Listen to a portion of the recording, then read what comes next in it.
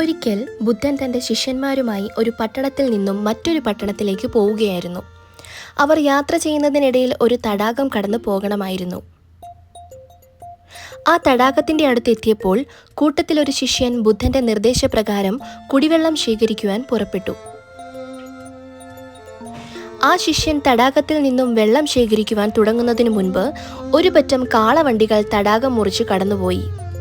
അതുമൂലം തടാകം ചെളി നിറഞ്ഞു കലങ്ങി മറിഞ്ഞിരുന്നു. ചെളി നിറഞ്ഞ വെള്ളം കുടിക്കുവാൻ പറ്റില്ല എന്ന് മനസ്സിലാക്കിയ ആ ശിഷ്യൻ വിഷമത്തോടെ തിരിച്ചു നടന്നു. കാര്യമറിഞ്ഞ ബുദ്ധൻ ശിഷ്യനോട് തങ്ങളുടെ കൂടെ കുറച്ചുനേരം മരത്തിനു കീഴെ വിശ്രമിക്കുവാൻ നിർദ്ദേശം നൽകി.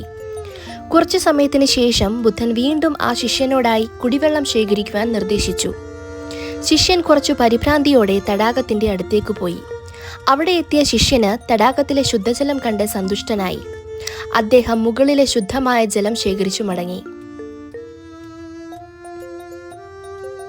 ബുദ്ധന്റെ അരികിൽ തിരികെ എത്തിയ ശിഷ്യനോടായി ബുദ്ധൻ പറഞ്ഞു, കുറച്ച് സമയം കൊടുത്തപ്പോൾ ജലം തനിയെ ശുദ്ധമായി.